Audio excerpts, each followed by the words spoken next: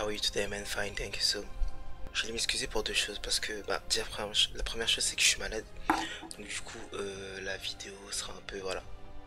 Je vais essayer de faire un effort au niveau de ma voix, etc. Mais c'est chaud, les gars. J'ai une angine, mode gorge et tout. Mais je vais faire un effort parce que SNK, c'est la vie.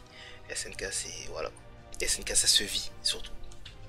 Et deuxième point, c'est que j'avais promis une réaction live sur cet épisode, sauf que la réaction live ne peut pas se upload sur YouTube parce qu'il me la bloque, et tout simplement parce que je voulais vous montrer en fait l'épisode aussi en même temps. Mais bon, je pense qu'il s'agit à propos de la bande son. Je devrais enlever le son et juste montrer les images. Je pense que ça passerait mieux. On verra pour la prochaine fois, mais en tout cas j'ai compris qu'en tout cas je pouvais pas montrer l'épisode tel quel. Après, je sais pas comment ils font les gens sur YouTube pour montrer l'épisode, parce que je vois des fois des épisodes, mais bon, en tout cas voilà. Aujourd'hui, on se retrouve pour l'épisode 14 de SNK, et j'ai envie de vous dire que je ne suis jamais déçu. Je sais pas si vous êtes déçu des fois, mais je ne suis pour l'instant jamais déçu. À chaque fois que je regarde SNK, je me dis qu'il y a toujours quelque chose. Euh, ils font tout bien, c'est pas possible, c'est incroyable. Après, ils ont un an pour faire les trucs, mais quand même, c'est magnifique. Donc, déjà, premièrement, au niveau déjà, c'est la première chose dans laquelle j'ai envie de vous parler parce que c'était sur ça qu'on avait terminé l'épisode précédent. C'était sur le titan 4 pattes là, le titan qui porte le sac, le panier plutôt. Enfin, du coup, on sait que c'est une sorte de charrette, mais voilà. Dans le vidéo, j'avais dit panier. Euh, Moi, je pensais qu'en fait, il transportait des humains déjà à la base. J'avais dit qu'il transportait des humains pour que on puisse, pour que le titan bestial puisse piquer les gens et pour qu'il ait toujours des titans au cas où sur lui. Donc là, on voit qu'il y a plus des tonneaux et des caisses. Enfin, on pourrait penser directement à des explosifs, mais ce serait bizarre. Et d'après Erwin, en plus, donc Erwin, toujours magnifique ce personnage, d'ailleurs, top 3 des meilleurs personnages des SNK, pour moi, de loin déjà, top 3 de loin, si ce n'est voir le premier pour moi. Et donc Erwin, lui, donc, rien qu'en fait en analysant, il est capable de dire que c'est lui qui faisait l'éclaireur pour le titan bestial, etc. Et là où moi je trouve, c'est un peu, moi je serais pas trop d'accord avec lui sur ce coup-là, c'est parce que en fait, il peut pas en déduire tout ça juste en voyant ça. Même si on pourrait penser qu'il y a des titans intelligents avec eux, c'est-à-dire qu'ils seraient pas juste trois. Mais je trouve que la forme de ce titan, je trouve que si c'est vraiment un titan intelligent, il a quand même une forme assez pourrie. À part si c'est je sais pas moi, pour moi en fait, si c'est vraiment ça, si pour moi c'était juste un porte-sac, c'est-à-dire que c'est un titan tout à fait lambda qui juste écoutait les ordres et qui voilà. D'ailleurs, si vous vous rappelez bien, j'avais dit que je trouvais ça bizarre que les titans qui étaient endormis gardaient les yeux ouverts. Et en fait, en gardant les yeux ouverts, après, je sais pas comment se passe si les titans ils arrivent à se transmettre les informations, parce que juste en criant, je sais, parce que s'il lui a dit que si le titan à quatre pattes lui a dit que ils arrivaient, c'est-à-dire qu'il est capable de parler.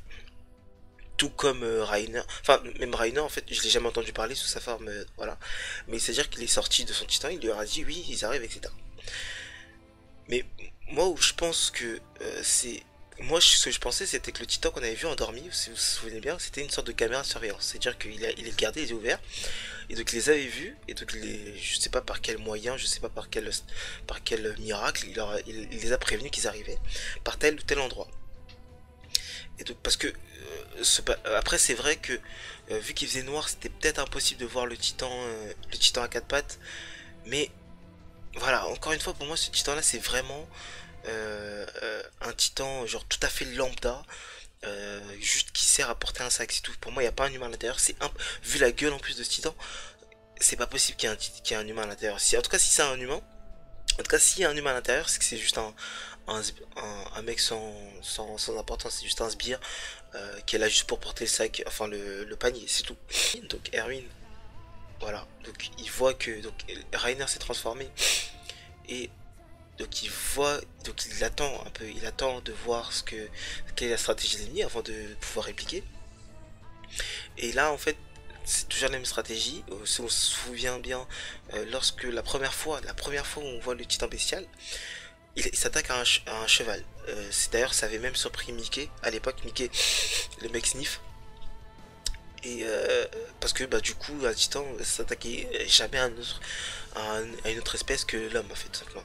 Donc le, donc, le titan bestial, toujours le même procédé. Il s'attaque d'abord aux chevaux pour bah, couper toute retraite, couper toute forme de fuite. Puis ensuite, voilà, ils vont capturer Eren. Donc là, Erwin a très bien compris, encore une fois. Erwin, merci d'être là, putain. D'ailleurs, j'ai envie de dire un petit truc sur Erwin, mais ce sera tout après. Ce sera juste après, c'est à propos de son flashback. Donc Erwin, il comprend la stratégie, etc. Et, et donc il décide de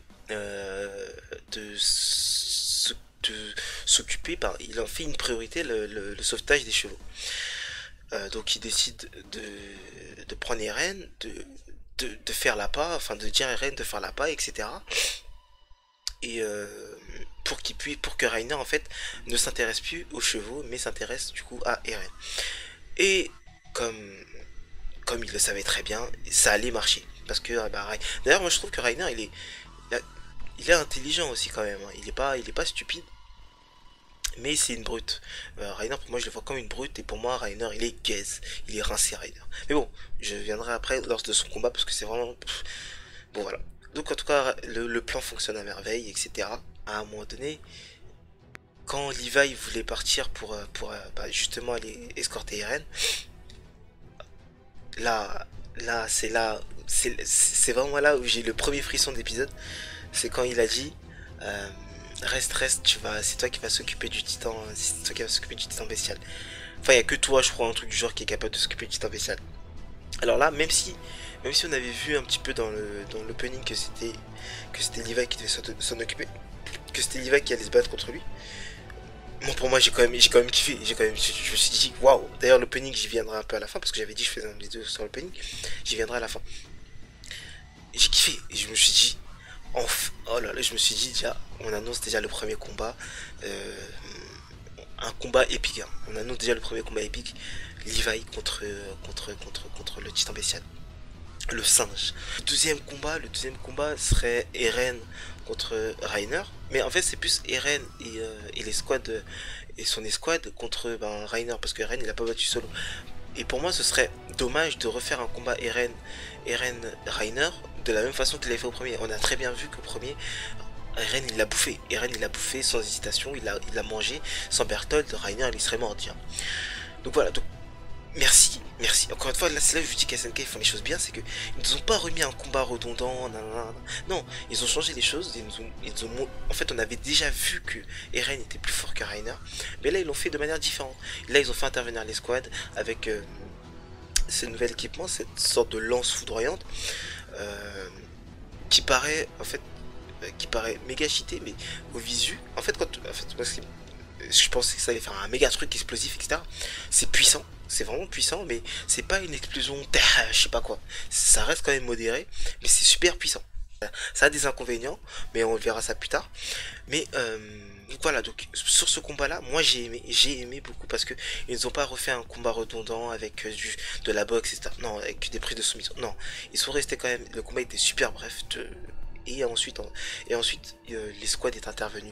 Et là où je dis que moi les squads ils ont quand même pris un risque, hein, je trouve, c'est que Eren, je trouve qu'il a. Moi, en fait, quand j'ai regardé l'épisode, j'ai pas. Il y a un moment donné, Nancy a dit on va attendre le signal d'Eren, on va attendre que Eren nous ouvre une brèche ou un truc du genre. Et au moment où ils y vont, moi je vois pas la brèche. Ça veut dire que ils ont eu encore une fois de la chance parce que Rainer, lui, ce qu'il s'est dit dans sa tête, c'est que ben, j'ai une armure et jamais de la vie pourront m'atteindre. Alors, en partant de ce principe-là, c'est-à-dire qu'ils auraient très bien pu le faire dès le départ, sans même que Eren il intervienne. Mais encore une fois, là c'est la stupidité de Rainer qui l'a tué, c'est que il s'est dit, bah, ils vont m'attaquer à la lame, ils ne peuvent rien faire contre moi. Et ça a porté chance pour le bataillon, mais ça aurait très bien pu leur porter préjudice, parce que ben, Rainer en soi, il était pas out, quoi. Il était en capacité de bouger, etc. Il avait perdu aucun membre, juste un petit coup de tête, et tout le monde valsait. Mais bon, en tout cas, ils ont eu de la chance. Ils ont eu beaucoup de chance, donc ça a marché, le plan a fonctionné à merveille. Et là où j'allais être déçu, là où j'allais être déçu, mais en même temps, ça montre à quel point, bah, qui sont les vrais humains dans ce monde de l'attaque des Titans, c'est que à un moment donné, quand il faut donner le coup final à Rainer, il y a ses anciens amis, Connie, etc. Qui ont juste un petit moment d'hésitation. Alors que Rainer, etc., Bertolt, aucun signe d'hésitation. Eux, ils font les choses. C'est là où en fait on voit la différence. Alors, ils sont tous humains, hein, mais ça montre encore une différence entre les humains qui sont dans le mur et les humains qui sont à l'extérieur. Ces différences de mentalité, moi je la trouve bien en tout cas, et ça nous montre en fait qui sont les vrais humains dans ce monde, dans le monde de SNK, tout simplement. Une dernière petite chose sur le combat Rainer contre Eren, j'ai envie de vous dire enfin que Rainer soit out, parce que franchement ce personnage, au-delà du fait qu'il soit qu'il soit important peut-être, etc. Mais j'en ai marre de le voir, j'en ai terriblement mal de le voir, parce que déjà qu'il est super faible. Alors même s'il a un pouvoir cheaté, je trouve qu'il est super faible, et surtout qu'il est pas attachant. Rainer, je ne le trouve pas attachant. Je le trouve pas badass, je le trouve nullement, voilà. Rainer, pour moi, j'ai envie de dire, Dieu merci, merci de l'avoir fait, merci de le mettre KO maintenant, parce que au deuxième épisode, parce que après, même pas KO, la Rainer, je crois qu'il est mort, hein, même carrément, parce que vu la puissance des lances de Rainer devrait mourir. Attends, je vais revenir sur quelque chose d'important, du transfert de fonctions cérébrales. Premier épisode, Levi, on a vu, c'est les premiers à réagir, et donc du coup, il transperce le coup de Rainer. Et sauf que, je l'avais dit, moi, dans ma review, j'avais dit que je trouvais ça pas normal que Levi il n'arrive pas, alors que c'est le plus fort en soi. C'est lui le plus fort, à la limite que Mikasa ait échoué parce qu'il y a eu un petit moment d'hésitation, parce que c'est Bertolt, etc. Ok, mais là, il s'agissait quand même de Levi, voilà, au meilleur de sa forme, enfin je sais pas si c'est au meilleur de sa forme, mais si c'est complètement sa blessure, mais en tout cas c'est Levi full power pour moi. Et là quand même, j'avais dit que c'était un problème de le voir échouer, mais sauf que maintenant on comprend pourquoi il a échoué. Il n'a pas échoué parce qu'il a raté sa cible ou quoi, non, il a échoué parce que les titans, ceux qui sont capables de se transformer en titans sont capables de déplacer ce qu'ils appellent leur fonction cérébrale. Pour moi, ça pose des questions, c'est parce que je me dis, est-ce que si Eren il se prend une balle dans le cœur, sachant que sa fonction cérébrale n'est pas dans le cœur, est-ce qu'il meurt? Est-ce que si tu... Voilà, c'est-à-dire que la seule façon en soi de les tuer, ce serait de toucher leur zone cérébrale. Enfin, là ça pose des questions. Honnêtement, je suis surpris d'apprendre ça. Levi, voilà, je te le dis maintenant, désolé d'avoir douté de toi.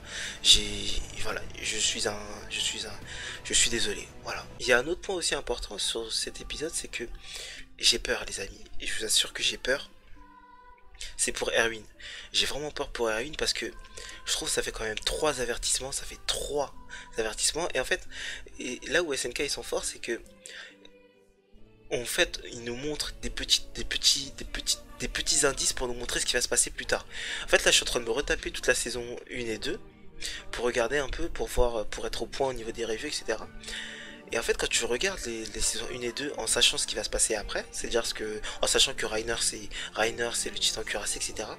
En fait, tu vois que si tu avais un minimum réfléchi, que si tu avais un minimum pensé, etc., tu te serais rendu compte qu'à un moment donné, Rainer, Bertolt et Annie, ils sont bizarres. Ils sont vraiment suspects. Si je m'étais un minimum concentré, j'aurais découvert, du moins j'aurais émis des doutes sur leur identité réelle.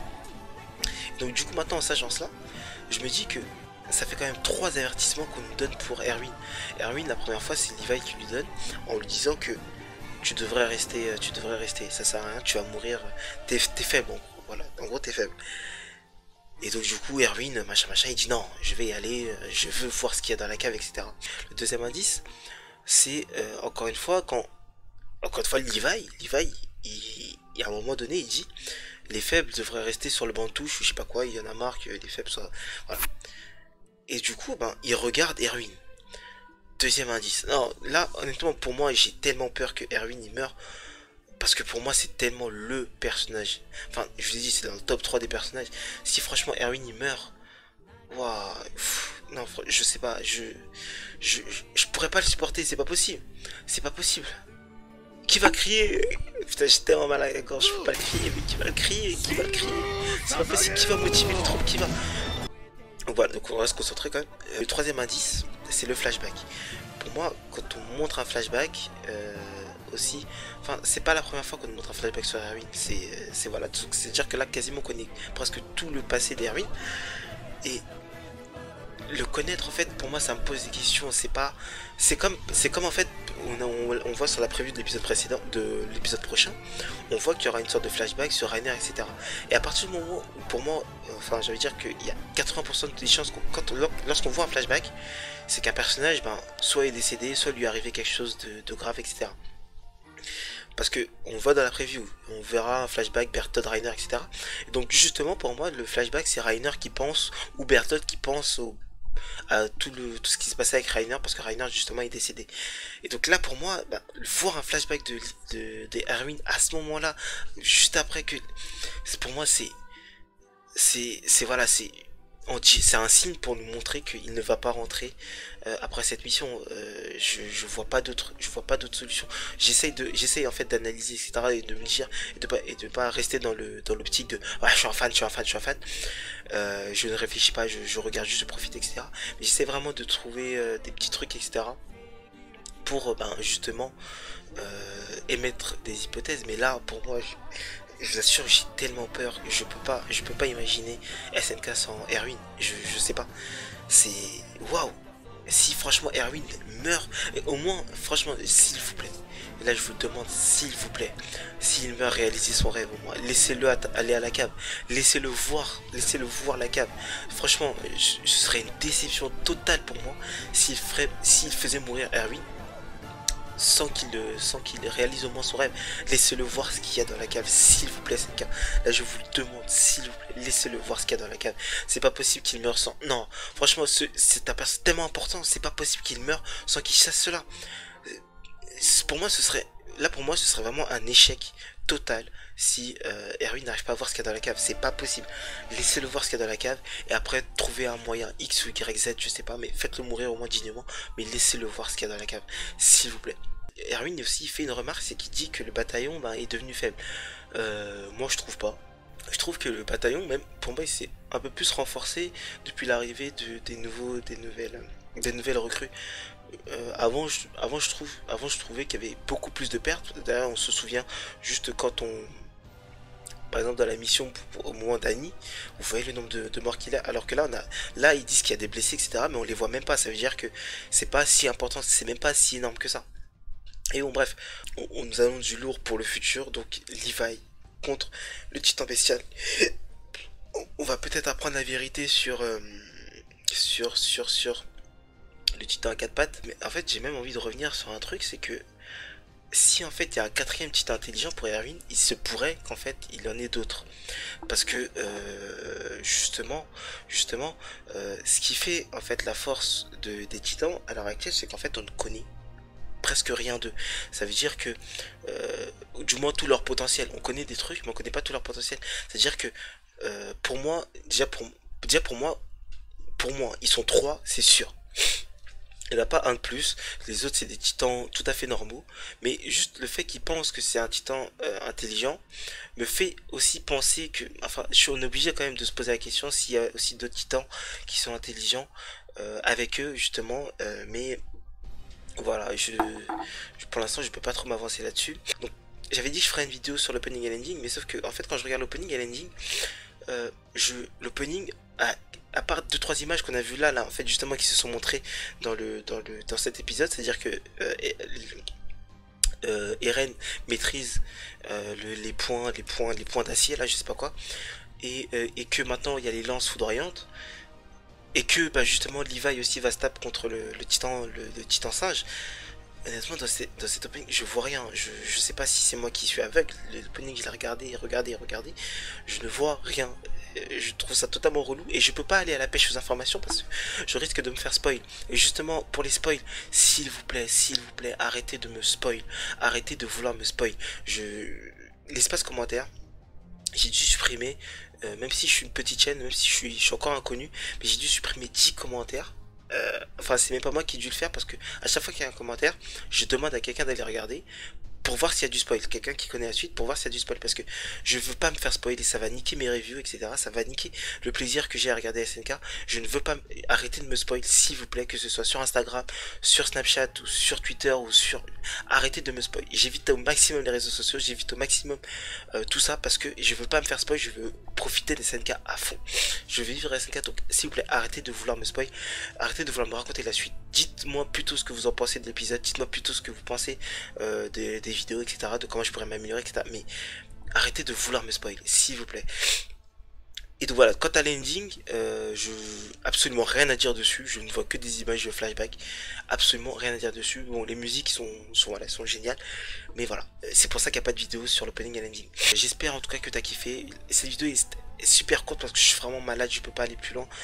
D'ailleurs, je suis en période de partiel, donc c'est-à-dire que je peux pas faire un montage de 3-4 heures, je peux pas, sachant que je sais pas trop monter mes vidéos, donc voilà, donc je suis obligé de faire court. En tout cas, merci de regarder cette vidéo. N'hésite pas à t'abonner si t'as kiffé. Like aussi, ça fait toujours plaisir. Et nous, on se dit à la réaction live que j'essaierai de vraiment bien faire pour qu'on puisse avoir une vraie réaction live. Ensuite, la review juste après. C'était tout pour moi. Je vous dis ciao, bye bye, Mina. Shinzo, on ferait vos cœurs.